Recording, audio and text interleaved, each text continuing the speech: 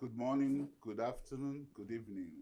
We're here again today on another episode of Hidden Fact, and we're going to be talking about a lot of things about medical negligence and also the pain of loss and a whole lot of other things we're going to be talking about today. And the person that is here today, the woman that is here today, have contacted me initially about this incident, and today she has the opportunity to be on the studio talking about, and we're going to be talking about these issues that have actually gotten her so down, depressed, and willing to voice out, even when her voice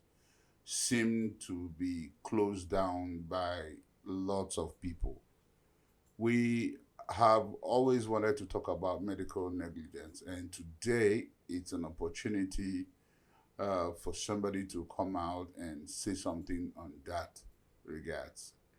And also, this is an opportunity for any other person who wants to come in and talk about the issues clouding them on medical negligence. So it's important that we start speaking out and hold the necessary people accountable for our losses. Now I'm going to be introducing our guest. This is Miss Miss Julian Onyeka Olikaeze. Julian Onyeka Olikaeze. Olikaeze. Olikaeze. Yes. You mind telling us a little bit about you, where you're from? Well, my name is Julian Onyeka Rosemary Olikaeze. I have a lot of names, of course, because I'm a Catholic. Okay. I'm from Anambra State, OKTT to be precise. Okay. From a family of 5, I'm number 4, Mm. 2 girls and 3 boys. Mm-hmm. My mom is a teacher, my dad is a trader, and I'm a hawker. Hawker, as in Hawker. hawking. I hawk here. That's actually what I do for a living. Okay. And that's what I've been doing for the past 9 years. You mind going deeper? What do you hawk? Okay, how do you hawk these things? I started hawking in 2015, second week of June. And I started with mosquito repellent. One cream that repels mosquito. The name is Medisoft. Actually, I never had in mind to hawk. But then, I had nothing doing at the time. So I started hawking in 2015, second week of June, to be precise. Before that time, I had nothing doing. So I walked into my mom's office one day and I saw the mosquito repellent on her table. Now, someone had brought samples to know if she would buy. She has a school and she has a boarding school too. So because I know the product from Ghana, I was in Ghana for like 4 months, and that's actually what 90% of Ghanaians use. So I recognized it immediately and I picked the complimentary card of the guy that brought it, called him and asked him how much he sells it, and he said 200 naira one. And then it comes in a pack of 6. So the pack is 1, 2. And I had one careless 1,005 then that my dad gave me money for something and was expecting his balance. So I had 1,5 and I said, well, let me try out this thing. I know it works. I've used it in Ghana. In Onitsha. So, of course now. So I went to the market in Bridgehead, bought a pack, came back and sold it to my mom's teachers. I walked. I got it for 200. I sold it for 250. Say, wow. I went back and back and back. And then after 4 days, I asked them how much is carton. And that was how I started hawking. But from mosquito repellent, I graduated to balm. There is this small balm that they call Comfort.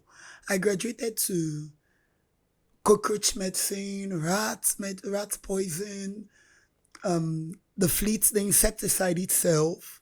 And then from there, variety, they say, is the spice of life. Yeah. From there, when last year, was it middle of last year or early last year, everything was doing cashless policy. Okay.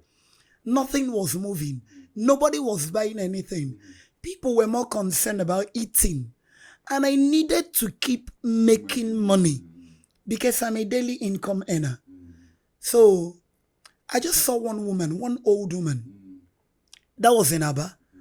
I mistakenly pushed her. And I said, Mama, sorry.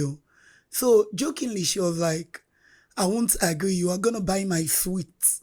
She said she hawked sweet. I said, Mama, I'll gladly buy. And then I looked at the sweet, vitamin C. I said, oh, beautiful. I bought it. But because I don't like sweets, I shared it to the people there, which is one thing I like doing. Sometimes I call hawkers like myself, buy the things they are selling and I share. So I shared the sweet the first time I saw Mama. And I ran into Mama multiple times. And each time I run into her, I buy her things and I share. So one day, my daughter was like, Mommy, please remain for me now, now.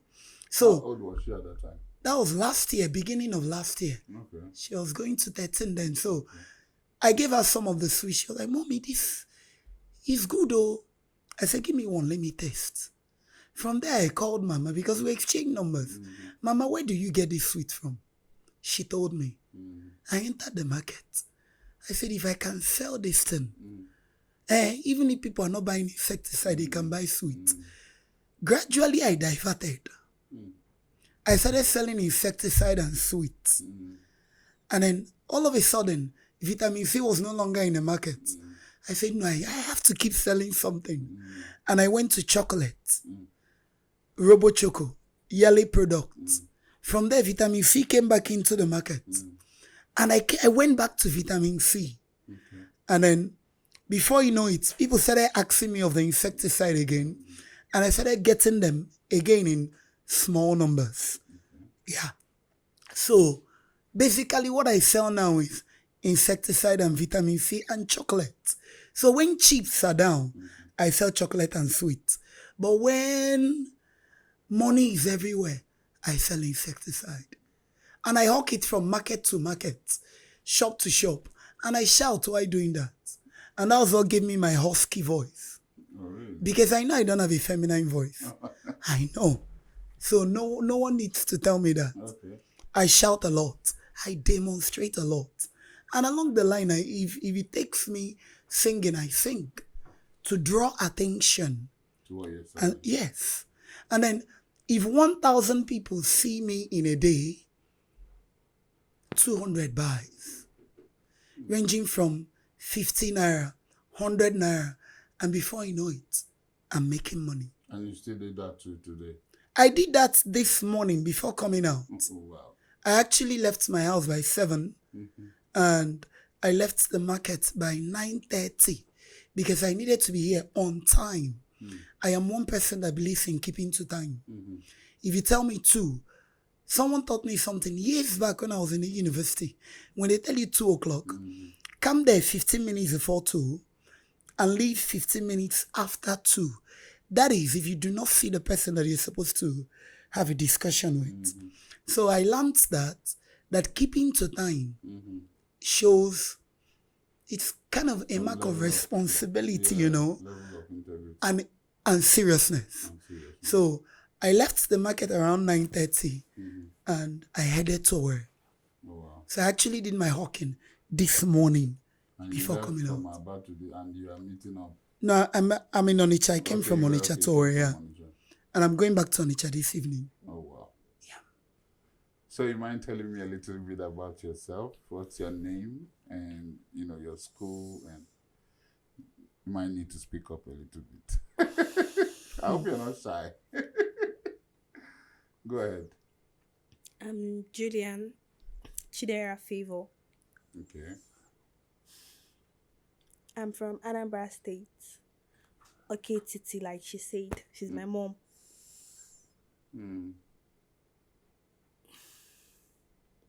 It's okay. Tell me, how do you see your mom with all the stories your mom just? I noticed the way you were looking at your mom when she was talking. What was going on through your mind? Seeing, I know you have lots of friends. Not really. Not really, Just few. just few. So, hearing your mom talk about her life and you know, everything, the hawking. What goes on through your mind? I was actually picturing it in my mind. How we move from places to places, the insults, the bully, but yet we need to hustle to make money. So it was just going through my mind. And actually, she's my role model because she's strong, really strong, and I'm proud of her. So when she was saying it, I was happy that she could speak up and say what she does for a living. Because most times when I tell people my mom is a hawker, I'm a hawker, they'll be like, "Is a lie, you're lying." And I'm like, that's the fact. I don't lie. This is what to do for a living. They are like, it's a lie that I like joking a lot. I'll be like, okay. Some see it as downgrading. Some don't want to be friends with me because Of my course. mom is a hawker. But I don't give a fuck because I know that most of them are not better than me. And I'm not in competition with anybody but than myself. My yesterday self. I need to be better. I need to grow. I shouldn't be looking at what people will say and live my dreams just to fit in to the society standard. So I just live my life the way it pleases me and the way it's good for my mom. Do you ever feel emotional when you look at your mom? Yeah, most times when we're in the market and she's like, "Hey, I'm having headache," I'd be like, "Let's go home." She say, "No, I want to make money." And I'll be like, "What does this woman want? Come, let's go home." She'll now have list of things she needs to buy just to keep the family going, her goods and everything. And I'd be like, this woman is really strong. All these things she's doing it for me. She's doing it so that I'll have a better life tomorrow. So yeah, I do get emotional. In a nutshell, what do you want to happen for you in regards to your family? What do you envision tomorrow? What do you envision? What do you think of when you are in your quiet time? Because for somebody like you who um, have already started testing the pains of the world, hawking at a young age with your mom, doing all these things, I'm sure that have instilled some level of consciousness in you. And I would like to know, what do you think in your quiet time? I Can I answer that? No, that's for her. Okay. I just want us to make the money, leave. Sometimes I just sit down and think of what I want to become in life. The acting, the skit making, the content creating, everything. Just I picture it in my mind. I'm like, You want to be big. yeah, I just want to get my mom off the streets if it's possible to make her become a better person that she has always wanted me to be, to make her proud. To always see a smile in her face, for her to enjoy life when she's not the one making it. Let her just sit down and, and flex and it. flex the money her daughter has made. Okay, I love that. You wanted to contribute something? Yeah, you asked about envisioning. I would say we're on that path already. Because towards the tail end of last year, I met a friend that happens to have one or two contacts in a movie industry. So we spoke. And then I asked her what it would take my daughter to get into the movie industry. And let me use the word blow. And she said, there are 3 ways to do that. Number 1, sleep around. Number 2, buy roles. Third one, produce movies. Okay. Of course, when you bring out money for movies to be produced for you, That means you have it already. your daughter becomes the center of Attraction So I chose the third option to produce. because number 1 is even if we buy roles, I cannot be going from one audition to another and I'll leave my hawking business. I can't sleep around unless the person is Dangote. Yeah, Okay. yeah. I'm not a saint, but I play my cards well. So I chose the third option, which is producing a movie. So I told her I would like to speak with a director, and we got to it. From January till now, I've EP'd 3 movies. And she's the main character in the 3 of them. They'll be coming out very soon on YouTube. And then June, July, I'm going to EP another 3 movies. In fact, before the end of the year, I intend, let me use the word, EPing like 20 movies where she will be the main character. And after that, by next year, I believe Even from they here, will start I'm sure calling that a her. lot of people are going to look into your matter. They will start calling her. And then when they start, like the one she's going for next week, it's just a short film. It's not my film, but it's a film of one of the actresses. They called her. They're going to pay her a small thing. And I told her plainly, you are going to be the one holding the money. But let me not hear, Mommy, my eye pencil. Let me not hear it again. So when they start paying her, I will kind of relax a little bit. Yeah. So talking about her future, I have planned it. I've said, Carved it. it's kind of, it's on a pedestal and it's beginning to run. You understand? So I want to use this year to Program everything. Then when she's off, I can now relax. That is when I'll make some more money, fall back and eat it. Yes. Because she will be getting paid. While me, I will now sit down. The only thing I'll be doing is to choose the film she will appear in or not. I'll look at the script and say, oh, no, this one is not good for you. No, this one is not. Just like Ada Kirikiri, I don't know her real name. But her dad did a wonderful job and is still doing a wonderful job. Okay. Her dad brought her up. Ada Kirikiri is on, her artist fee now is 1 million. 1 million naira. And you're going to foot her transportation and logistics, everything, you're going to take care of it. Now, how did she get to 1 million? And she's not even up to 2 years in the industry. Her dad started just like I started, producing films and putting her there as the main character. And by the time you see her in 20 or 30 films as main character, why you no go call her? I'm telling you. Remember me, oh. Remember you came here. Oh. Now when I'll be texting you on the phone and be saying, do you remember Mr. Posty? And it's me now, hidden fact. Don't say you don't know me, because me, I'll look for you anywhere. There are things. There are things I like. I like anybody that has come in contact with me knows I appreciate people and effort. Because you know why? I believe no one owes you anything in life. No. Not even your mother. Not even your father.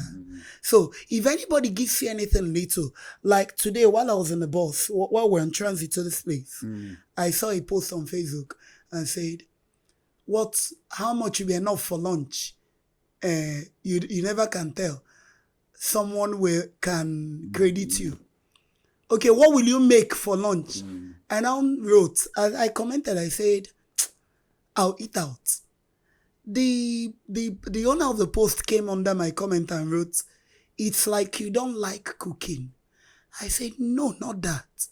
I am never at home. I am always in a hotel or another because of the kind of business I do. Because I move from town to town, state to state. She said, hey, okay, if 25 is not too small for you, send account number. I said, what? I sent the account number. I got credit at 2,500. Oh, wow. How does this happen? Of course. So I will not forget such things in a hurry. Mm-hmm. Because no gun was pointed to her head for her to do it for me. She did it out of her goodwill. So you giving me the platform I've always wanted for close to 2 years. I'm not going to forget this place in a hurry. I'm not saying it to patronize you. I'm saying it because this is me. Okay. Yeah. Okay. Diving. Okay, one more thing before we dive into the real thing. Let's go back into the movie industry. Okay. Where we know about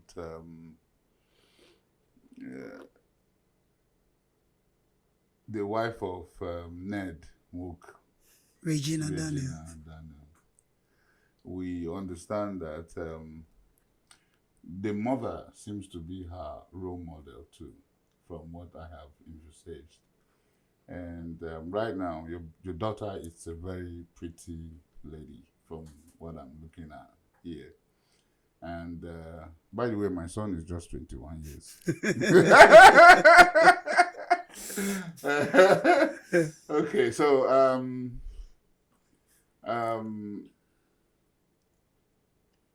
if she is going to be popular, definitely. Of course. And of course, when she's popular, a lot of hands will be coming.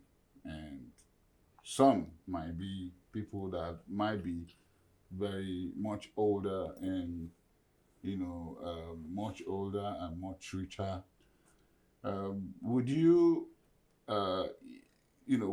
give an open ticket if your daughter decides to marry someone that is actually much older than her and she tells you this is what you want? Are you going to disapprove of it, or are you going to advise her not to, or are you going to give her support? Okay. Let me digress a little before coming back to your question. Okay. Meanwhile, I'm going to be 40 this year. So I've really got that experience. Mm-hmm.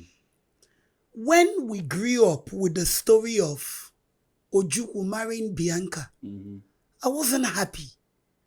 Such a beautiful lady, Anya Mototo, marrying an old man. In fact, I had that dislikeness for Ojukwu for a long time at the back of my head, in my subconscious. But when it repeated itself with Ned Nwoko and Regina, I sat down to think. I weighed it. And let me be honest, no young man would have been able to handle both Bianca and Regina. Let me tell you why. Number one, they are very pretty and popular and influential. Young men, any young man that married, that if they had been married by young men, I'm sorry, their career would have taken a dive, a very big dive. You know why? This young man is going to be very insecure. Who is looking at my wife? Who is not looking at her? Am I doing enough? Who knows who she's with at this point? Let me tell you, men are more insecure than women. But we're not ready for this discussion. We're not. So, if Regina had married maybe Somadina, I'm sorry, they would have been fighting every day. The only thing is that they would have been showing us this Titanic picture of, that Titanic where the two of them wear rose and whatever held hands. That's what would have been seen. But inside the house, they would have been fighting every single day. Because Regina is pretty, rich, popular. How about check them out now? Same goes to Bianca. Even up to date with her age, the woman said, I'm sorry to use broken English. So And I know that is the same thing that's going to happen to her. I know she's very pretty. I'm aware of that. I know the daughter I gave birth to. So, if peradventure a young guy comes, if this young guy is not going to have issue of self-esteem or complex, or you know what I mean, okay? If she says she wants an older man, and now let me tell you one more thing. Older men have more, you know why I mentioned my age at the beginning of all this? Because with age, you see things that I don't know how to put it, but with age, you gather experiences. Yes, now, I've come to understand that older men are more understanding. You know why? They'll be like, it's nothing. Just like they've seen it all. Allowing the wife to still act as a wife to somebody. They've seen it all. I think there was a movie like that. Yes. But a young man will say, but that's somebody again. No. Your acting career ends now. After all, I'm the man of the house. But anyway, Mojuku married one wife. No. But this one have like 6 wives. Bianca is not the only wife to Ojuku now. No, now. I thought when the other one died, that's when she now married her. Is Ojuku's wife dead? Well, I don't know about that one. No. I don't know. But all I know is that I know that Ojuku's first son should be older than Bianca. Yes, that. So now I see why Bianca went for a much older man that will give her breathing space. Now, older men will see you as this small girl, waiting she want to do. Okay. If it is your career, let me support it. Yeah. But a young guy will be like, under my roof. Won't you cook? Who is calling you by 9:01? You don't want to cook.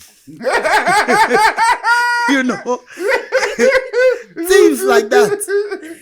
Who is calling you by 8:59 p.m.? And it could be a call for money. And it could be a call for money. Yeah. See, in this my hawking career, I have seen a lot. I've heard a lot. There were times I used to go to Cotonou to buy things before the company opened the head office in Lagos and Kano. I'll go to Cotonou, night bus from Onitsha to Lagos. Come back, same night bus. And then if you're in the bus with luxurious buses, with 90% of passengers there are businessmen that went to buy goods too. You hear them speak and you shake your head. Oh, wow. You shake your head. One said that after years of disturbance from the wife, he opened a big boutique for her. And then I'm saying exactly what he said. All of a sudden, say the wife, I know the house again. The head no day down again. And if he's telling her this, she will be doing that. And you know what he did? Guess what? One day, the wife came back and almost ran mad. What is happening? The boutique is on fire. The whole building that was housing the boutique got burnt. Burnt to shreds. Nothing was saved. The whole building now. And the wife started staying at home and started behaving like a psychiatric patient. But guess the explanation the guy gave? That he was the one that called the owner of the building, told him his plans, and told the owner to cost the building for him. The owner costed the building, gave him the bill, he paid, and they sent boys to bring down the building. He told the wife that. No. He was saying it in the luxurious bus. That up to date, that the wife doesn't know that he paid for the building to be burnt down. I thought my face, shoo? Is this the extent men can go? Well. So, young men will not understand. Yeah, but older men would. Older men will. Okay, thank you for that. Okay, why I am having these other discussions is because I just want to prepare your mind for the next line of conversation, because I know it's a very emotional one, being that we have discussed about it severally and, tried to do something about it, and somehow, we got to this point. So, I'm gonna ask, first of all, if he was alive, how old would he have been? By October 17th, he would have been 3 years old. What was his name? I named him Chibi Kim. What again? Chibi Kim, yeah. Forgot. Favor. Yeah, Chibi Kim Favor. That was when I named him. Of course, Chibi Kim Favor Julian. Yeah. How do you feel calling his name? Oh, well, indifferent. Why? Because calling his name is a little sane compared to the kids I see in the market every day that are of the same age with him. Both now, 2 ages now. The age he was when he died and the age he is supposed to be. So calling his name Bobelenjo compared to the reminder I get in the market every day for every woman that straps a baby on her back, and I look at the baby and I try to guess how old the baby is. I remember him. And then for every toddler, I look at him and I'm like, or her, and I'm like, they should be the same age if he was alive. So every day, I get like 20 reminders that he's no longer with me. Every day. So calling his name Bobelenjo. Okay. Can you tell us a little bit about him and the audio? Okay. His birth and the audio. And I left my husband's house, and to start with, I had my daughter in 2010 and my second daughter in 2011. Sadly, the birth of my second daughter started causing problems between my then husband and I. And it escalated, got to the point where the child fell sick and died at 7 months. The child died on April 13th, 2012. She was only 7 months. Of course, the battle of who will take the one that is alive came up. You've killed one, give us the other one. The other one is she. And I said no. Thank God I didn't run mad that period. That was in 2012. And then I stayed. Just like every woman out there trying to please the society. I stayed. After all, she's beautiful and tall, so she's expected to be a prostitute now that she has left her husband's house. So I was trying to prove to the world that I'm not a prostitute though. So I stayed from 2012. And then when I saw it that there was no need deceiving myself, and a time was no longer on my side as a woman. Women have shorter time than men when it comes to childbirth. In 2011, 2021, 2020, I started talking with a man. Were you still married at that time? No, I left my marriage even before my second child, that my second daughter died. Okay. No, now we started having issues when I was pregnant. Okay. So even before the birth of the child, which was in 2011 August, I had left. Okay. Now me leave. Nobody them push me come out. I carry my 2 left leg with heavy pregnancy come out. Yeah, so in 2021, I started 2020 till end of 2020. I got into a relationship and I was specific about what I wanted. And then, to God be the glory, the man I was speaking with wanted more kids. He has kids or he wanted more. Preferably a boy. I will not forget that text message. Preferably a boy. And I went searching the internet, YouTube, Google. And then I said, okay, I think I'm ready to mother a child. Not M-U-R-D-E, her. So, in 2021 February, I took him.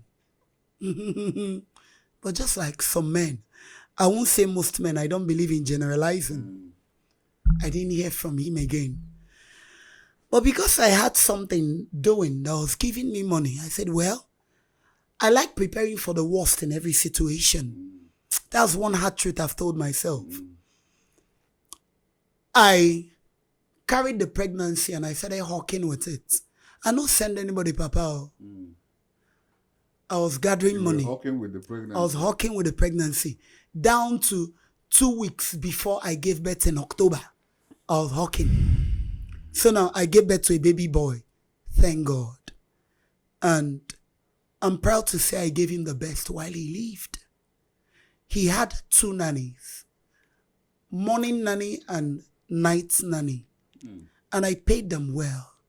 As at 2021-2022, I was paying them 70K every month, minus feeding. So I paid them well. So now, what led to the death of my child? I told you I'm a hawker and I sell rat poison and all of that. Now there's this particular product I sell. It's called aluminium sulfide. It comes in tablet form. It's just like peppermint. Very dangerous something. And it kills using odor. If you drop one here now, in the next 5 minutes, no one will be here. Else, you see the other side of life. So now, we usually, of course, but when it is in the tin, nothing happens. So, we keep everything in our room. And my hawking business is such that I move from state to state and city to city. So as at that period, I was in Aba. I was in a hotel called Blue Diamond. Myself, my daughter, my nanny, one nanny. At the time, I had just one nanny. And she was only 2 weeks old with us then. Because the last nanny left and I got another one. And then my baby boy. Then on the 31st of August, 2022, everybody slept normally. I even had a long phone call. I was on call with a friend of mine. I slept and woke up in the middle of the night feeling very weak. From feeling weak, I started stooling. From stooling, I started vomiting. I woke my nanny up and I begged her to get me buckets. My whole system was turned upside down. It wasn't up to 1 hour. This one joined me. She woke up vomiting, but not stooling. And then we looked at it, we were like, this must be the work of tablets. Because from time to time, that thing happens to us. Now it's in the tin, but it's not even safe enough for you to be there. I was like, this is a work of tablets. Now, we use it for rats, but then it's also used for snake. In fact, it's a fumigant. If you call someone to fumigate your house or your factory or wherever, and the person doesn't come with this particular aluminium sulfide, the person has not started. And I go for the best and nothing but the best because I've actually made a name that she sells only quality things. So now, I started stooling and vomiting. She started vomiting. That was around 2 in the middle of the night. So I Were waited you till... pregnant at that time? No. Or you've given I had birth? given birth. Okay. My child was 10 and a half months. And she was there with you. And he was there with My you. baby, yeah. So I woke up around, I tried to sleep, woke up around 5. Now, 4 days before that incident, he had already started walking, but with the help of his walker. So I kept my phone, I was charging it. The little man came and I don't know, he wanted to grab something and my phone fell and had problems. He became blind. I had to take the phone to the phone repairers. So I bought a small Nokia Touch. So when that thing happened to me, I decided to call our family nurse in Onitsha. But I didn't have a number. But I had my mom's number by heart. So I called her. Mommy, please give me nurse's number. Around 5:30 in the morning. And she asked, what is the issue? I said, I don't know. I'm feeling somehow. Chidera too. The next question she asked, what about Bobo? Because we call him Bobo. I said, no, Bobo is fine. He's sleeping. What about the help? I said, no, she's fine. Nothing is happening to her. It's just the two of us. Everybody rushed to the hospital. I said, Mommy, never reach hospital. I just need nurse's number that there's this drug she usually tells us to buy. And then when we buy it and take it, to be fine in a matter of hours. Onyeka, everybody rush to the hospital. Devil is at work. Mommy, can you just send the number? I said, rush to the hospital. I called the people at the reception. I said, you guys should get me a tricycle. They did. And then we started asking around for hospitals. I rarely go to the hospital. I don't. So we started asking around for hospitals. They came and said, there is this big one, and this one. And lo and behold, they took us to a hospital called Nadozie Hospital at Fox Road, Aba. We got there. It was my help that came down because the two of us were weak. In fact, 2 nurses came and held me and helped me inside. And then they said, oh yeah, put drip on her. You take her to this room. You. And then when I was leaving, they were like, Madam, what about this one? Should we check her as my help? I asked her, Njideka, is anything Nkemjika or whatever? What's her name again? Nkemjika. Yeah. Is any? She said, no, she's fine. What about the little boy? I said, no, he's fine, but you can check him too. You know, he can't talk, so, but it's just the two of us that are having problems. And the but boy was awake. He was okay, yeah, he was playing. okay. He was playing. So I was like, I'm the one that is seriously ill here. She's ill, but not that serious. They took me to a separate room, put drip on me. I couldn't just stay. I told them, can you add sleeping whatever to this? I want to sleep. It's doing me like my spirit wants to jump out of my body. Meanwhile, the room where they put me had 3 beds. So 2 of the beds were occupied. It was just mine that was empty. So they gave me the drip. I started sleeping. I woke up after 2 hours. The drip was done because they fast-forwarded it a little bit. I was done with my drip. And I had cries. See, this cry looks... It's like it's my child. They say, no, we're taking care of him. I said, what about my daughter? She's fine. She was okay. Hey, you need to take another drip. I said, can I go and ease myself? No, sit down. Just another drip. We got to the hospital by after 6 in the morning. Another drip. And they put the second drip. On you? On me. Okay. They fast-forwarded it a little again. And after that second one, it was during the second one that the doctor came in with his team of nurses, if I should put it like that. And they say asking questions. Are you the one that came with the little boy and the young girl? Yes. Where is his father? His father is non-existent. Where do you people stay? In Onitsha. Where did you people come from? What's the name of that hotel? Blue Diamond. Blue Diamond in Fox Road there. Okay, what did you people come to Aba to do? I said, we came for hawking. I came for my hawking business. I'm telling you a story.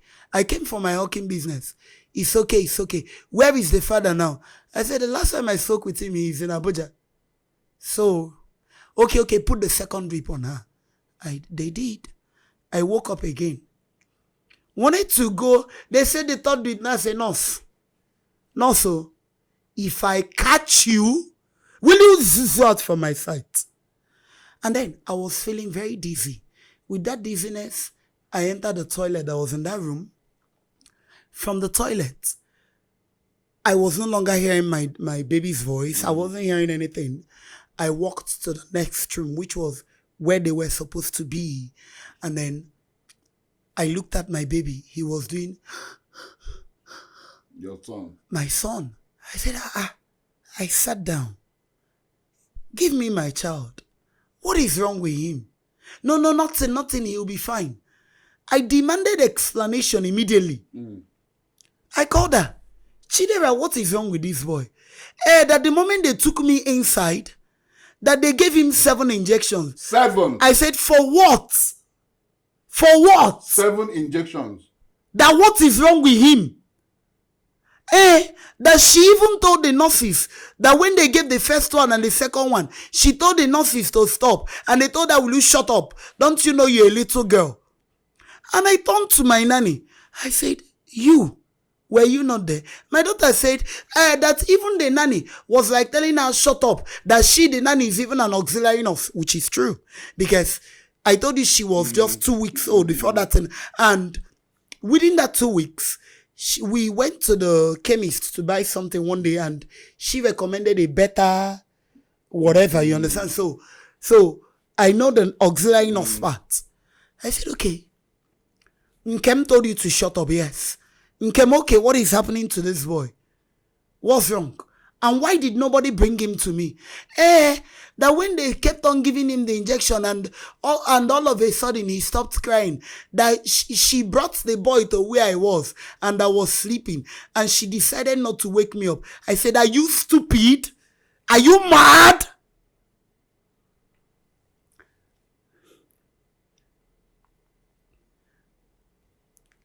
My boy is dying and you decided not to wake me up. Are you... Make it make sense. I don't get it. You brought him to me and I was sleeping. You couldn't say, Mommy Chidera, look at your son. You allowed me to sleep. Oh, wow. Okay. What is happening now? Nurse, can you tell me why you gave this boy 7 injections? What did you find out that was wrong with him? They started running around. And as at that point, I was seated holding my child that was trying so hard to breathe. Nurse came and took the baby from me, kept on the bed. And they brought oxygen. Empty can of oxygen. Look at the height of the oxygen. Tried putting it in his nose. Did this one, that one. It wasn't up to 2-3 minutes. The doctor came, checked him and said, madam, we are sorry. He is dead. I said, what? That he's dead. He is dead. I said, what? I pushed all of them away, went to my boy. I begged him to wake up. I begged him. I begged. But then, funny enough, those nurses started giving me numbers of pastors to call. In the hospital? Yes, now. They started giving me numbers of pastors to call. Call him. I called, hello, pastor. Okay, place your hand on the boy. Say after me. In the hospital. In the hospital. And it wasn't up to 12 o'clock in the afternoon. Call him. He will revive him. Blah, blah, blah. At the end of the day. Meanwhile, before that, when they took me to that room very early that morning, they said, hey, madam, you're going to deposit money. I asked them how much. They said, adults, 40,000. Children, 30,000. I said, children, Is it not just my daughter? But you said we should check your son. I said, okay, yeah, check him and know if he's okay, me, 40,000, my daughter, okay, 100,000, that's what I said, you know what? Tell my daughter she holds my money. I'm not very good with money. If you give me money to hold, you no go eat, I go hold them tight. You no go chop anything. So I give her money, she's a better manager. So she gave them 40,000 naira deposit. Even after your son was No. Before when we came into the hospital. Okay. So the moment the boy died, I prayed, and at that point, it was looking like God wasn't coming down anymore. It was looking like God was deaf. And I went to the doctor's office. I said, doctor, what happened to my son? And he said, the sickness got a better hold of him. I said, which sickness? What was wrong with him when you people came? I said, nothing was wrong with him. But they took tests. I said, can I see the results? That was when my daughter said that the test they took, that's his blood that they took was after giving him 7 injections. And they looked at him and it was like he was looking pale. Listen, they now took his blood to check his blood level and he was 70-something%. And they said he's good. I said, hold on, someone should tell me something. Meaning, you people didn't check this boy. You guys just administered, I don't know, 7 injections for a 10.5-month-old child. I don't get it. Make it make sense. Of course, the baby is dead. And I had only my Nokia touch. I couldn't do anything. My phone was still in the repair shop. I just asked the doctor, so how much is our balance? He said, don't worry.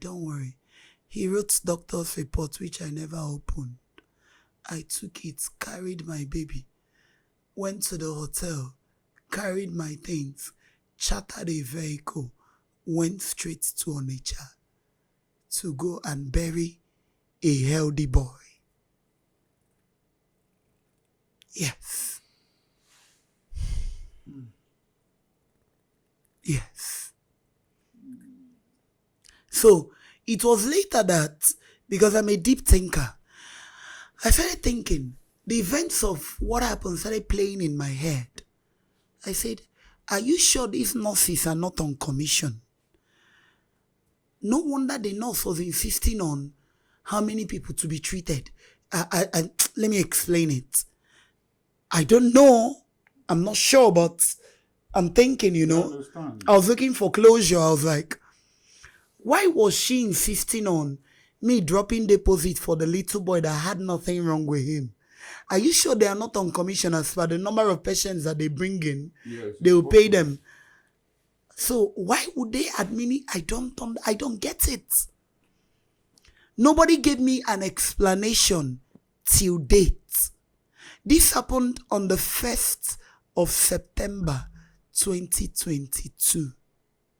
And I was already buying clothes for his 1-year birthday that was supposed to be on 17th October, the same year. I wanted to make that birthday loud. Of course. I wanted to show the world that I am a proud mother and that I can take care of my child. But then, as we speak, he's in the ground. Of course, of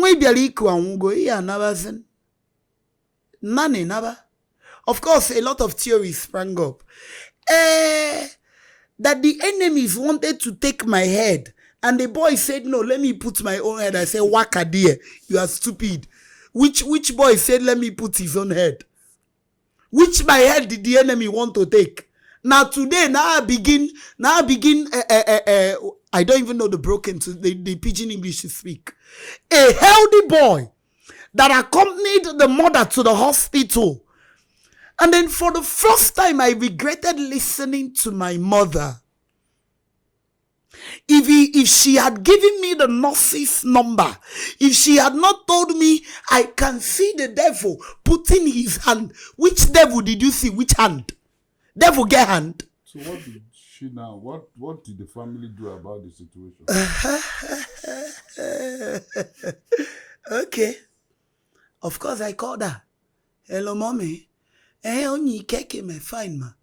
Mama ungo, baba ungo. Jesus. What will you do now? I said, I don't know. Do you know any cemetery in Aba? Mommy, the only cemetery I know in Aba is the cemetery market where we go to sell. Because if I come to any city for my hawking, I mind the markets. I don't know any other place. She said, you know what?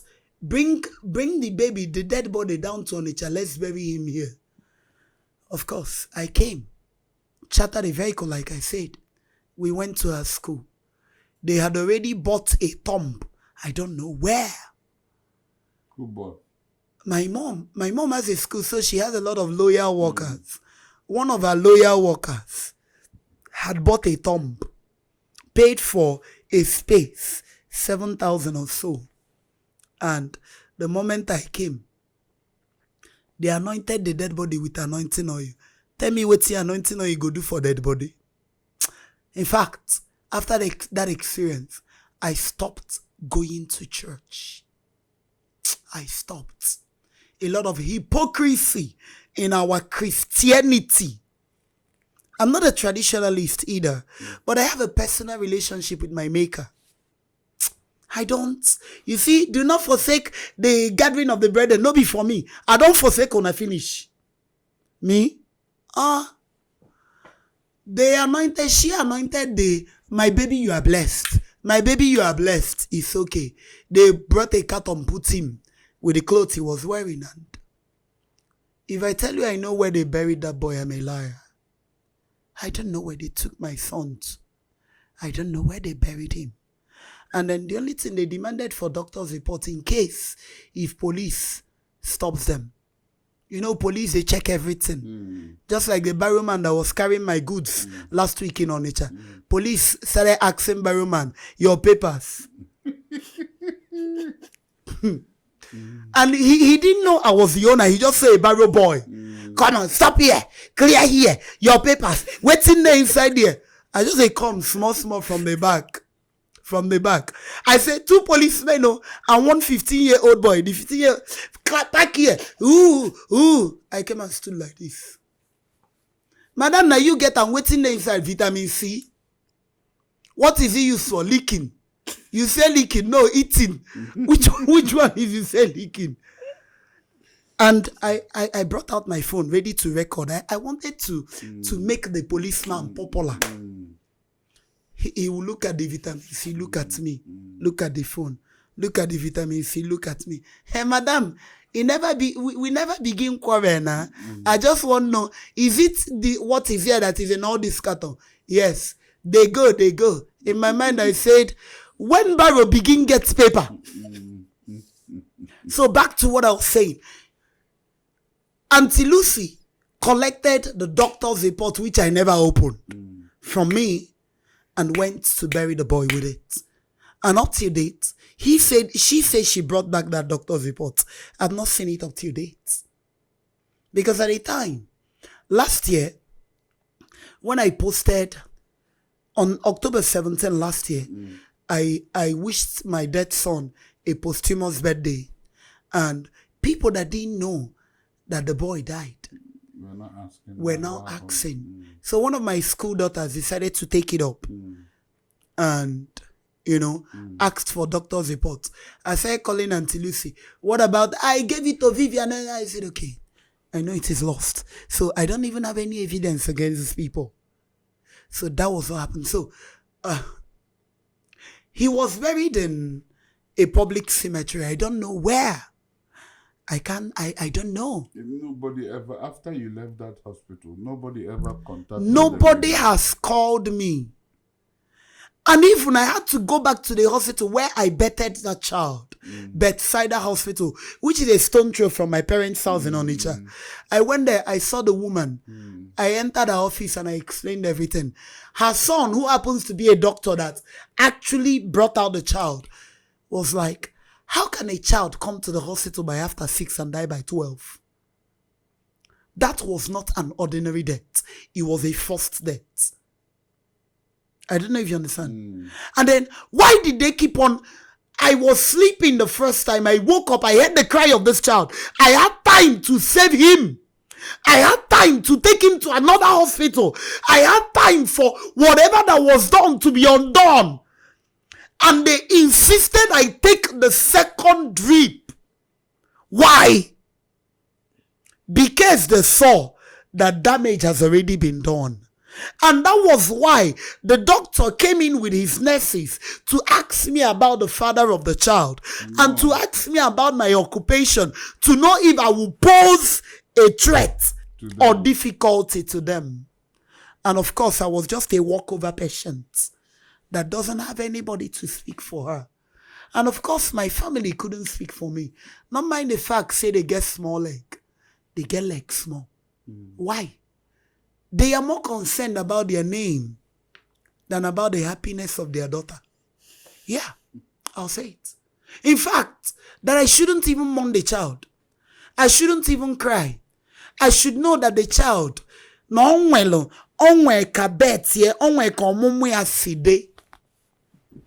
therefore, I shouldn't even make a case out of it. I should just die it like that. No one knew I lost a child until a year and some weeks later. That was last year when I posted him. And when I contacted you, I was going mad. I needed someone to talk to. I needed someone to hear me out. And then came the next set of challenge, which was entering the market.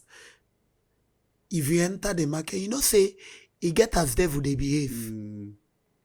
If you enter the market, the first thing you see is children crying. You remember your own. Enter the market, you see diapers everywhere. See my boy milk, and it was my boy milk that I was buying then. See my boy milk, you be like, and even the customer that I buy from be like, you know, go buy again. I go reduce 100 now for you. I'll be like, you dey craze. So, you know, you know not saying don't die. You know, in my mind, my dear. Well, nobody cared about my mental health because they were more concerned about the family image and name. And what will people say? What will people say? And the people that will say are those that have lots and lots of skeletons in their cupboard. They are the ones that will judge me. I don't get it. So this is actually the first time I am speaking out concerning what happened to my son. How he came healthy and left as a corpse.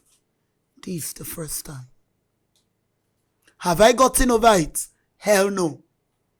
Do I want them to pay? I want justice like I want... Oh, no. Okay, I just wanted to understand. The doctor that came, the Nadozie, it was in Nadozie Hospital. Yes. Fox Road. Fox Road, Abba.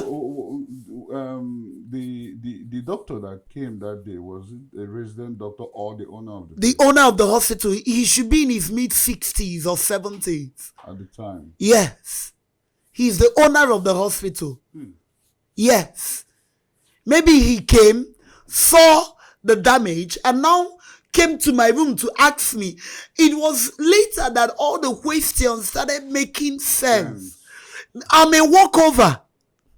And then 2 months after, I don't know if you were the one that posted it.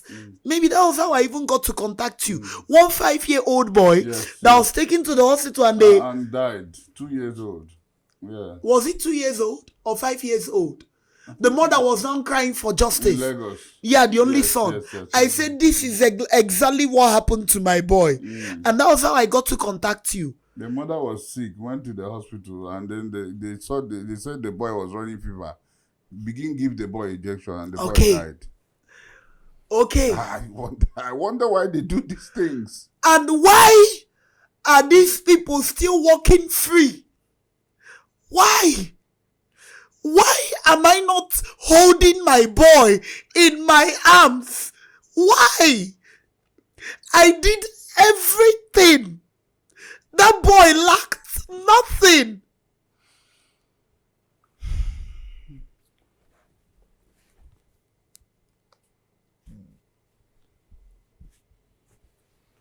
It's okay. It's okay. He's well. Is it ever well? That's what we use in consoling. I have this friend that I'll tell you, even in the well, it's well. And I'll tell her, I know go day well, they talk it is well. I go climb out from well first. They talk it. Not be if you see space breathe, now you go talk it is well. So, but Tell me, it's well. how close were you with your brother? She was his second mom. She was. Because she, after her younger sister died, of course, she was just a year plus when her younger one died. She's been begging me to give her more kids. And I love more, to give her little brothers and sisters. And the truth is, I love children a lot. But I was waiting for one dimba beneath somewhere. Hoping that something, a miracle, you know the way they teach us. And then the miracle did and brought him back. Patience is virtue. Nanya na wada by age sike do dio de there. Ngwadi ye megide ya ba menopause. And that was when I decided to do it my way. So she has been, in fact, before I got nannies, we were taking turns in sleeping because young children wake up every 2 hours and you have to either feed them or Change their diaper. So I'll wake up, change his diaper. When he cries again, she'll be the one to wake up. She was just 11 as at the time. So, but she has really been helpful. Oh no, she's been my strength, my everything, my friend, my confidant, my anything she doesn't know about me, forget it. Forget it. So was she broken? Yes, she was. How broken? Well, I don't know that she go talk that one. Okay, talk to me. From your own view, what happened while you were there with the child, and how did all that affect you? Okay, so when the Speaking to the okay, so when the nurses took me into the room, they gave me drip. So I was awake for some time. I told them I needed something to leak, that I wasn't just feeling okay. The nurse was like, no, no, no. I was like, please just get me something. Then one of the nurses made a statement and she was like, but if it is me that is begging you inside the market to reduce money for me inside from your products, you refuse. That was what she said. The nurse, said yes, that. she was like, We are well known. if Okay. I was the one begging you to reduce the prices of the market you're selling, you say no, and now you're begging me to buy it. I was like, please, I'm not feeling fine. And then the baby was very okay. Like, so when she brought the sweets, I gave it to him. He was even playing. I was carrying him. He was playing with the drip pie, the What's in it? They call them drip chemical. They So- understand. he was okay, but I was the one not feeling fine. He was playing happy. I gave him the sweet, the nanny pieces it and gave him. He was licking and I slept off. So later I woke up again. They now gave him injection. The first one, gave him the second one, gave him the third one. It was at the third one that he started gasping for breath. And I was like, this boy is not breathing well. What is wrong with him? That he's fine, that he's fine. They removed his clothes because he was putting on an overall. They opened his clothes, opened the window that there is no breeze, blah, blah, blah. They opened everywhere. So the room was now like cold. So I was on drip. They kept on giving this injection. I was like, why are you giving him injection? What is wrong with him? Can you tell me? They took his blood. I was like, this blood, why are you taking it from me? And that they want to go and do tests. I was like, test? They said yes, that they want to know what is wrong with him. So later when it was now like really bad, they now brought one white and yellow medicine, tablets, pieces, grinded it, mixed it with water and gave him so that he would drink. He vomited it on the nurse's body. The nurse hissed and was like, what type of nonsense is this? Why is it? I was like, this boy is 10 months old and why are you shouting at him? They were like, shut up, that you the nurse, blah, blah, blah. That I'm not supposed to talk, that I don't know anything, I'm not a nurse. Even the nanny, she was like, don't talk. So I tried removing the drip to go and call my mom, but it was hard for me to remove. I was like, can you guys remove this drip? Let me go and call my mom and tell her, see what they said. No, that I'm not going anywhere. At the time my grandmother called, I told her, see, this boy is gasping for breath, and that he has been crying since that they gave him drip. They were like, my grandma was like, give the nurse the phone. They discussed something. I don't know what they discussed. The nurse didn't tell me. So the nurse now gave me back the phone. I was speaking with my grandma. My grandma was like, tell the nurse to remove his drip. I was like, well, they said, she said, they even put him on drip. Yes. Okay. They said, tell the nurse is there to remove the drip. That it might be the drip that is paining him. They removed it and the drip was half. Then he was still crying. I was like, what is wrong with this boy? At the time, that was before he started gasping for breath and now stopped crying. So they now gave him the medicine. I told the nurse, the babysitter, give me the baby, let me carry. They said no. I said, please now give me this boy, let me carry. Let me know what is wrong with him. That he's not breathing well. They said no, that I'm not going to carry him. I was in this bunk. He was in the next bunk with the babysitter. He was still crying. So nurses came in. If they come, they will look, go out, discuss something. I don't know. But different nurses now start coming in. The faces that gave the boy the injection was no longer there. It's a big hospital. So different nurses, where you they deposit their 40,000 per person. Abba. They were now like changing faces.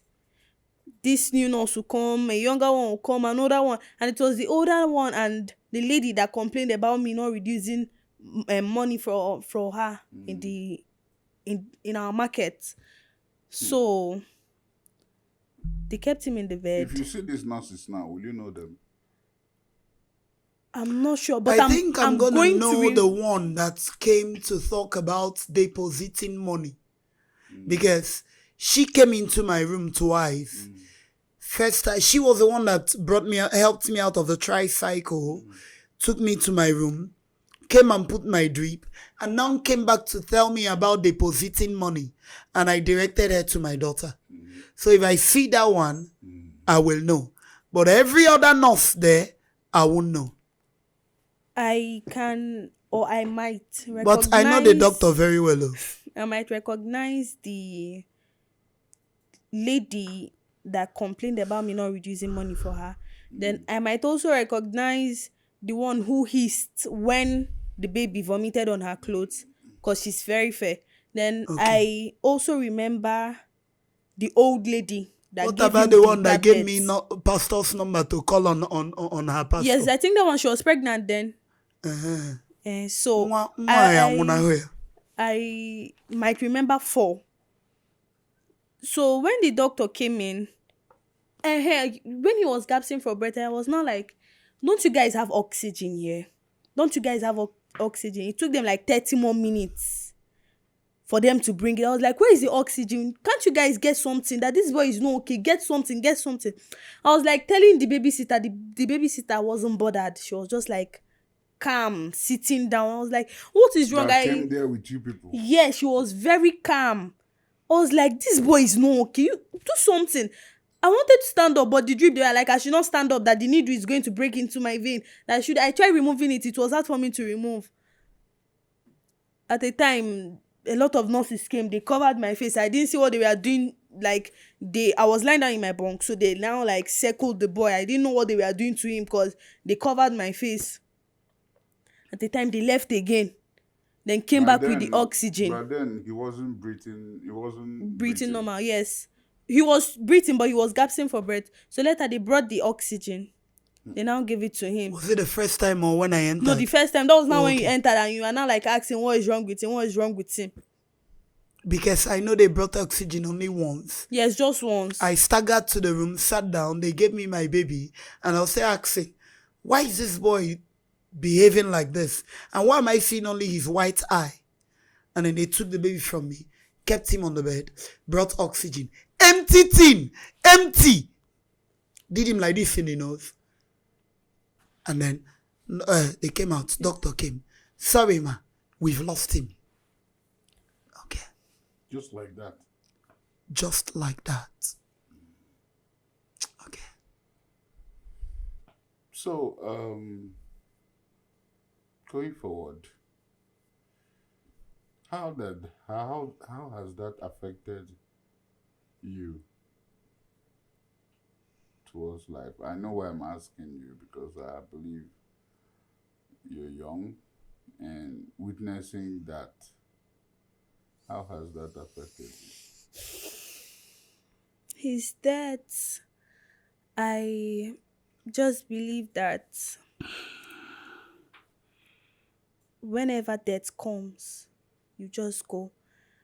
Before he died, I was like, oh God, I don't want to die. God forbid, nothing's going to happen to me. But after he died, I was like, this boy was healthy. Nothing was wrong with him. Assuming he was sick, they would have said in here that he's sick. But that since he was healthy and left dead, that anything can happen to you anytime. If I see babies like this, I'll just be like, I would have had my own, playing with him, buying toys for him and other things. Just everything changed. I just felt like death is no longer a big thing. If it comes, it's nothing. If someone tells me, hey, this person died, I'll no longer shout. I'll be like, oh, that's nice. How old is the person? So it just, let me say, killed something in me. It has just been like that. When they say people die now, I'm no longer scared because I've lost someone. I took him as a son. Like, then I remember if I'm walking, they'll be like, is this your child? I'll be like, no, this is my baby brother. But I was always close with him. I always played with him. Everything. Once I come back from market like this, I don't even take my bite. I'll just go carry him because I know I've missed him.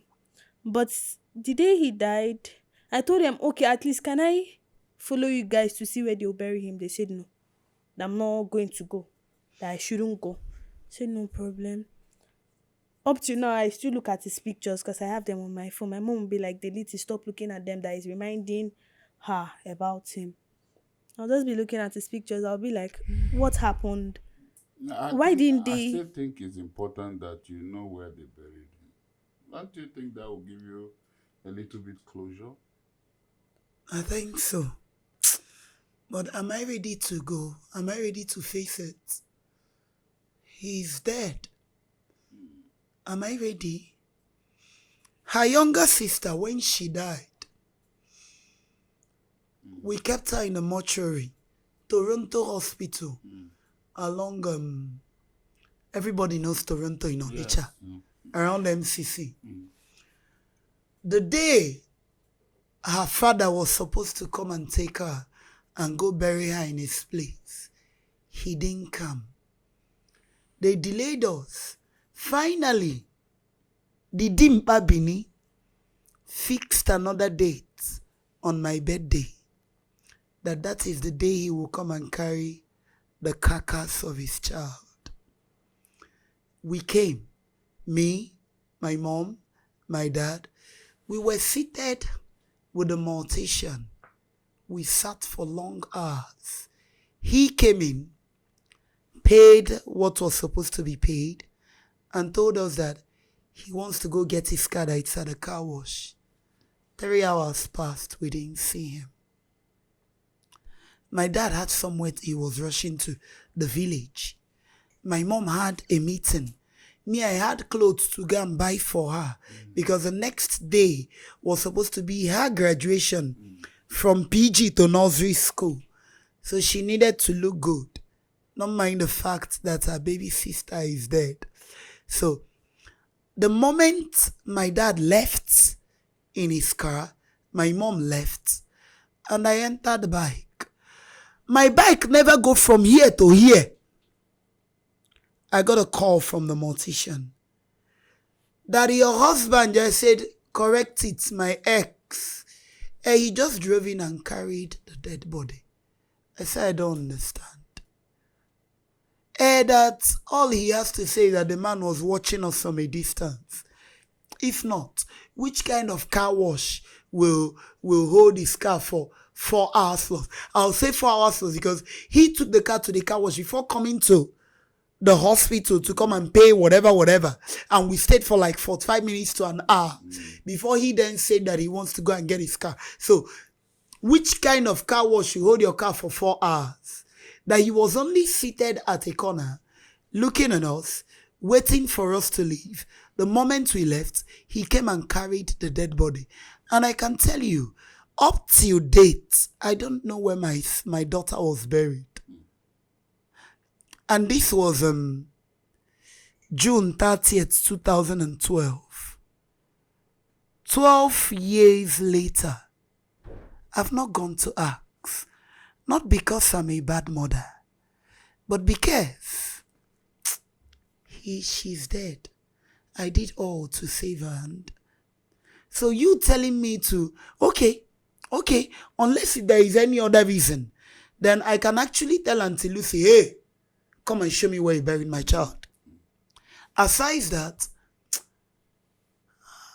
why would I want to go and look at where they buried my son? Why? Oh well, it's been a wonderful time, and I would like to ask what advice do you have for people who are facing this same situation that you faced? Because a lot of people are not speaking out, and a lot of people are dying in silence, which I believe at the point, you died in silence. At a point, I thought of setting the hospital ablaze. Yes. I'm a very vengeful person by nature. And I'm very, very intentional. I don't hurt people, no matter what. Anybody that has come in contact with me will tell you, this woman, Oda Choku, Mana Chokwanaya. I know they look, are they on my lane? But do you know what stopped me from burning down the hospital? If I go to prison, what happens to her? I thought of it. So you telling me to give advice to those facing the same situation, if you can take revenge, please do. Yeah. If you can take revenge, if you feel your voice is not being heard, and you can take revenge, do. Do. Because these nurses, why will I say they don't know what life is when they are women? These nurses, like she said, one was pregnant then.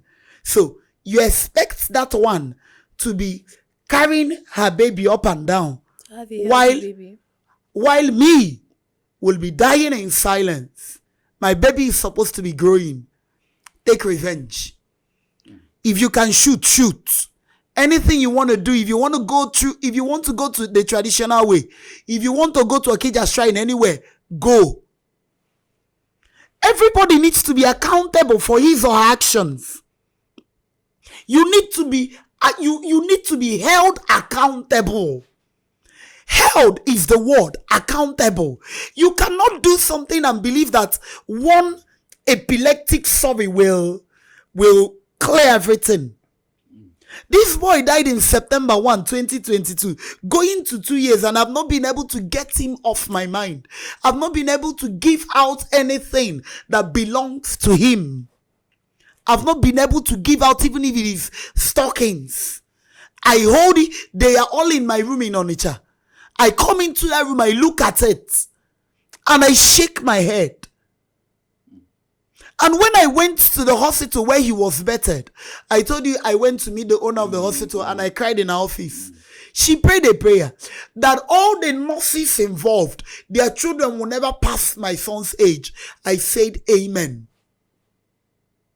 And honestly, if God still answers prayers, that is my prayer.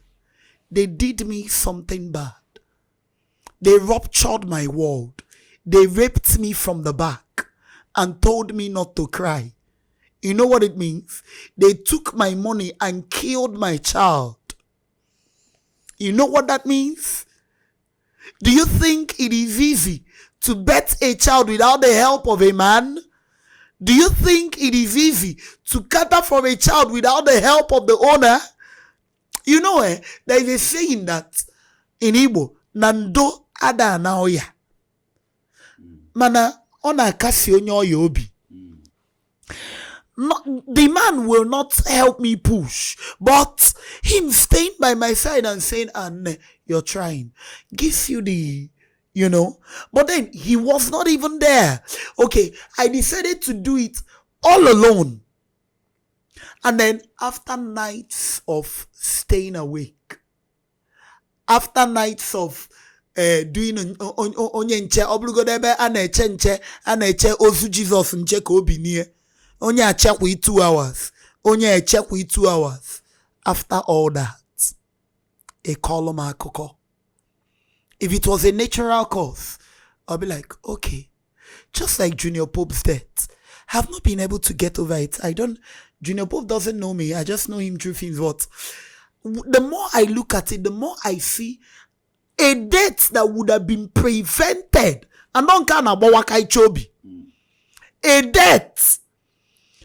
Meaning that lots of people die careless deaths. Careless deaths. Especially in this our country. Yeah. And especially in this side of the country too. All they are after is your money. And that should change. That ought to change. I pray. So anytime I look at Junior Pope and how he would have been revived, and when he was later revived and they took him to the shrine instead of hospital and all that, I'll be like, oh God, why? Why? The hospital was not even supposed to let him out of their sight in the first place. It's well. It is. It's well. It is. So ask me for advice to those to those that are passing through same thing.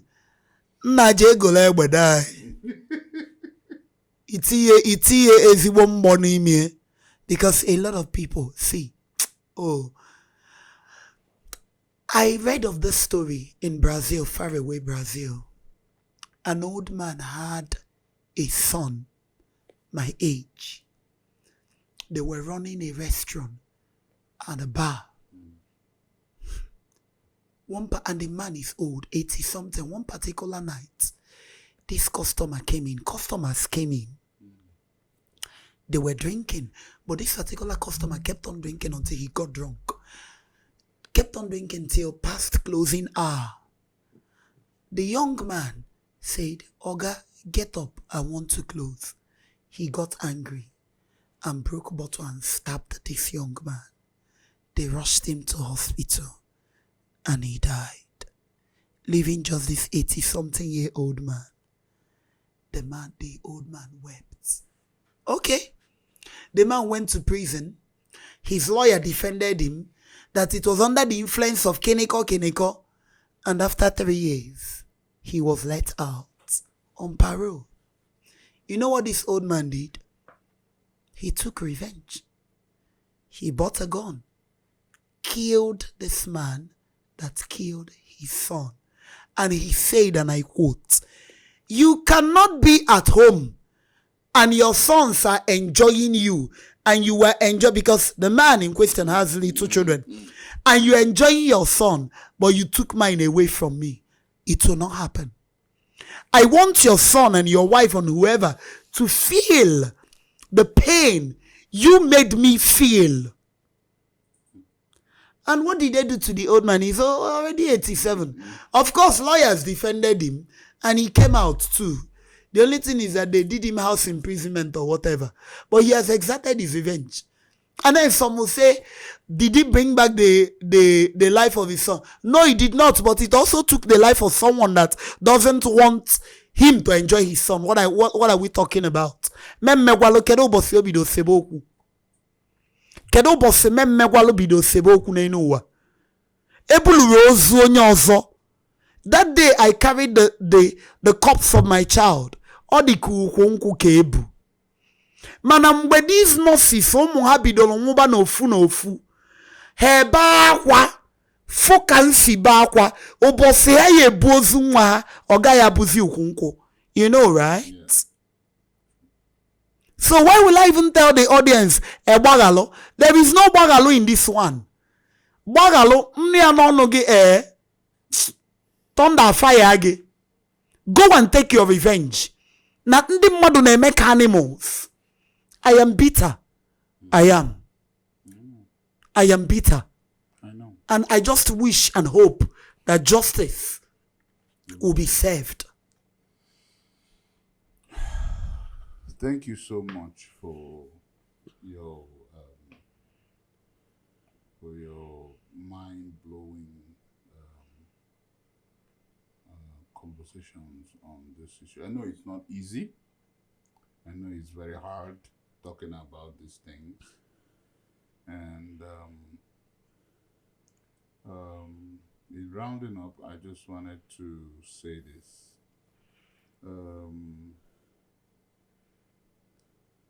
Well, for me, I believe that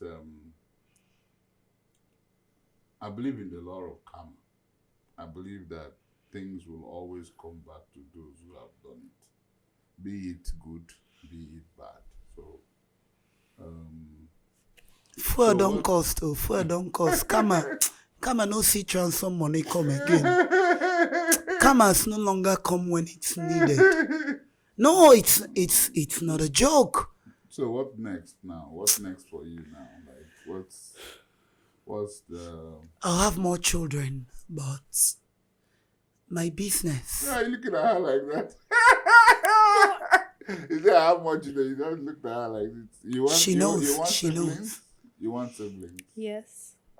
My business is such. In fact, I was able to get pregnant because for 3 months, that's January to March of 2021, I stopped hawking briefly and I started working for Studio 24. If you know Studio 24, I was the regional manager in the Southeast. Oh, really? Yeah, so for 3 months. So I had a cool life then. So I was able to get pregnant without any story. So, but since then, I've tried getting pregnant anyway. I've tried IVF. I've tried the natural way. And I miscarried. Why? No be set and they do amo. There are things I don't believe in. Yes, I think it's stress. Stress. No be you think. If you look my face, you go see pimple everywhere. Now stress they do What my body needs is to calm down for a month or two and they API oba. You know man. Oba.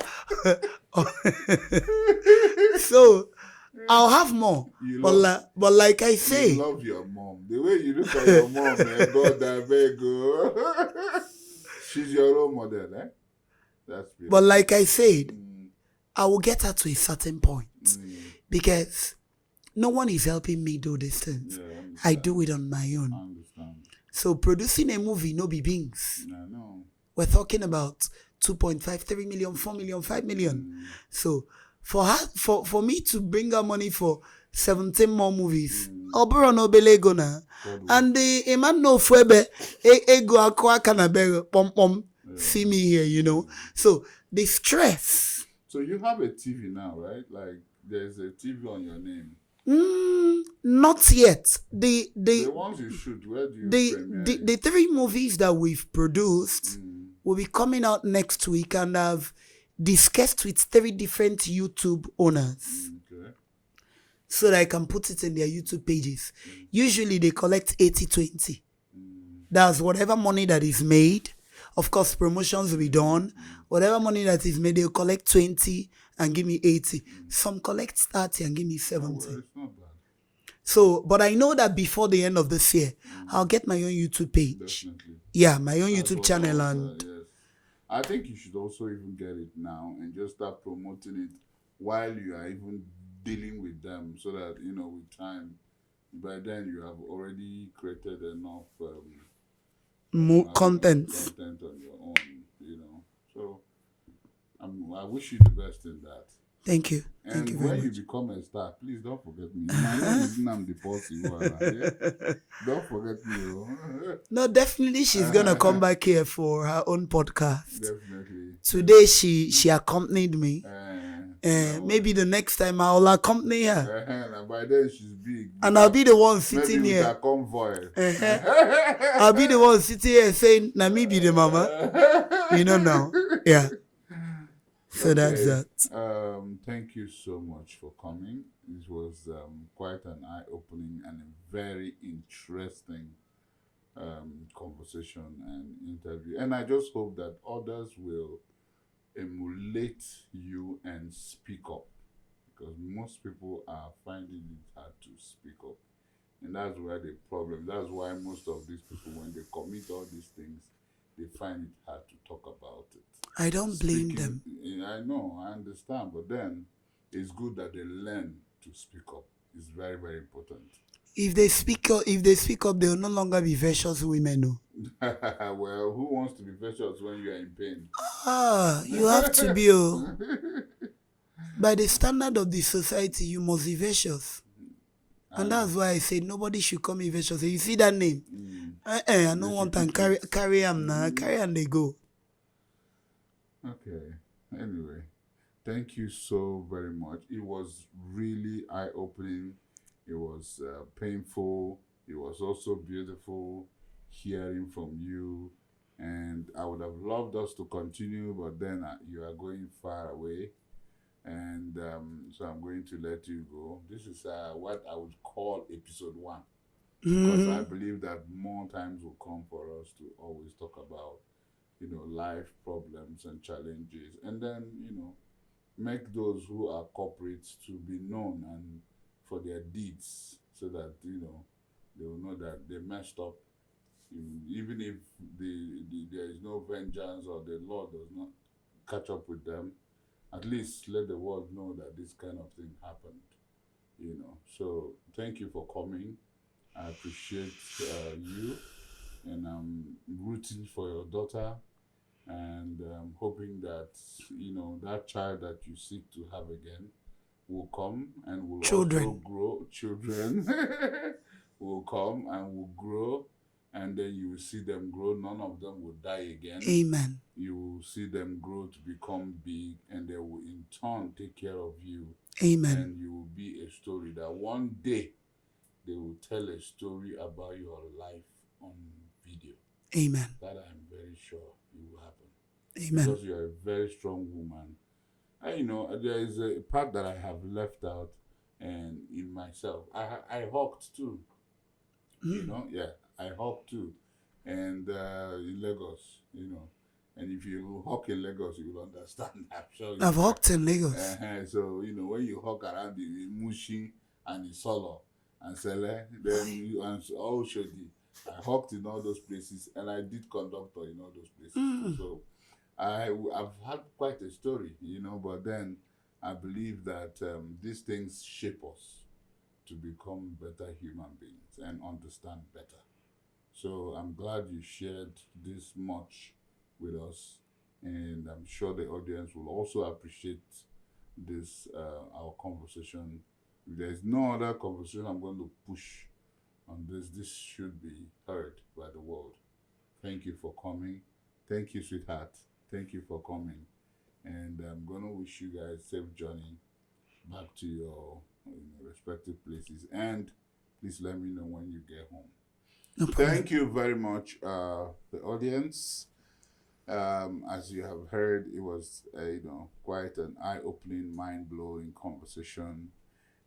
I urge you to speak up when the need arises for you to speak up. It is very important. A lot of people are dying in silence about this medical negligence. The earlier you speak up, the better for you to get assistance and also be heard. Thank you for watching today's episode, and wait on the next.